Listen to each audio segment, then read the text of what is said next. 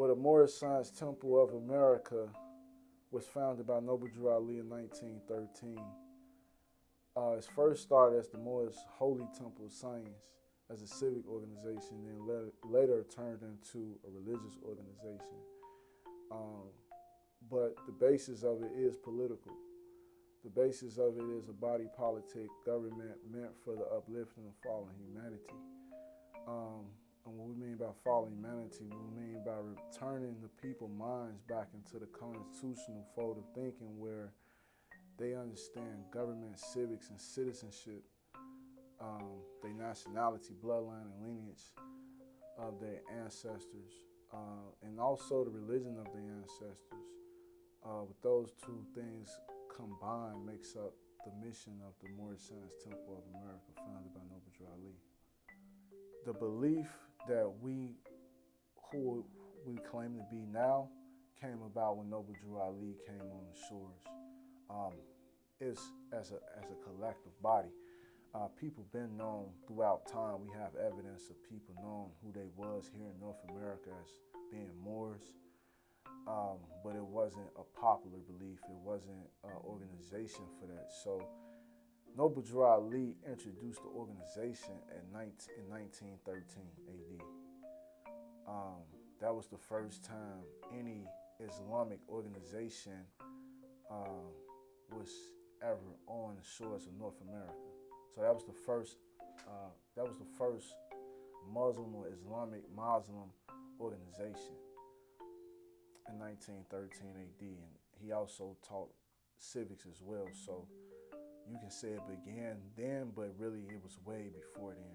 You know, it was just something coming about, and then someone came along with enough of the science to put it all together and make it into an organization. Noble Drew Ali went through the legal process of creating a jurisdiction and a government with different filings that he did, one being the Our Authority filing that most Moorish Americans are familiar with, but he also attended the Pan American Conference in 1928, and he represented the Moorish Americans there as a nationality. So Moorish American was not actually coined by Noble Drew Ali. I have an older book, Morocco as It Is, that is from the 60s or around that time, where they mentioned Moorish Americans and it was a trip of someone going over to Morocco. But in international law and what they call now the UN, the precursor to that was that Pan American Conference in 1928. And when they talk about ancient nationality and people of diplomatic status, they always refer back to that conference. And from there, in that conference, Noble Drew Ali was actually given a land mandate for America. So there's a slight misconception on exactly what that means. A lot of Moorish Americans tend to think that means that he got a allodial title to the land, which is not true. What a land mandate is basically authority but not ownership. So in essence, what happened, he was given the ability to set up a zone or a government on the land that was to be basically what Washington, D.C. is, the center of government.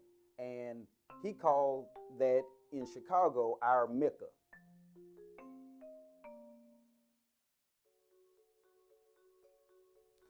So what happened to the belief or the organization of the Moorish Science Temple and the way it is now? At one point, according to the FBI papers, it was up to 8 million followers. And that was the number taken in 1928, I believe. So from 1928 into 2023, what happened was what we like to call it COINTEL operations. You'll probably hear that go around a lot in a lot of organizations. So the COINTEL operations was an infiltration. Even when Noble Drew Ali was alive, it didn't start after he was assassinated, but while he was living, the organization was infiltrated and split into 3 different factions, or more, maybe more than that. But you know, different leadership is the reason why the temple membership dwindled down so far as low as it is now. Toward the end of the life of Noble Drew Ali, 1927, 1928, around that time, some of the sheiks that were higher up started to get envious of some of the things that he was doing. He was making some leeway with the government and getting very popular. Noble Drew Ali was what you could call the first super preacher. So there was some sort of conspiracy, and there's a differentiation on the story of what exactly happened. But there was infighting in the temple between the sheiks that caused him to get arrested. He got out, and shortly after that, passed forms.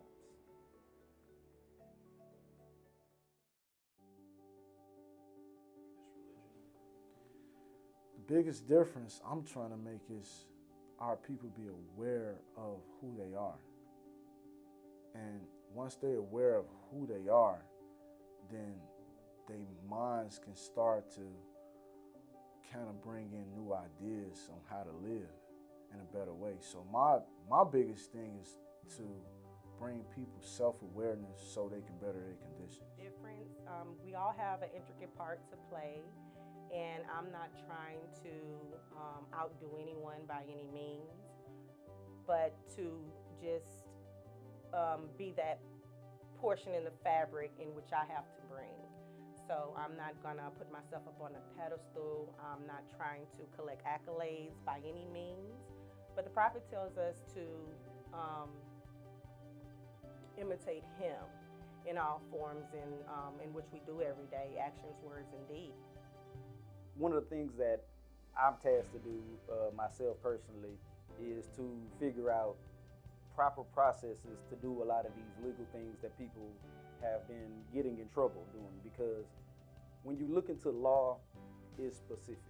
So if 1 + 1 = 2 and someone tried to do 1 + 1 but got the math wrong, you just have to go back and figure out how to correct the equation.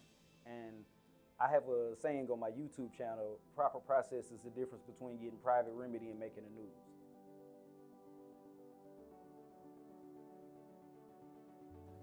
The best way for me to spread awareness is through social media and my physical presence. So making myself seen and heard at events always brings awareness to what we're doing.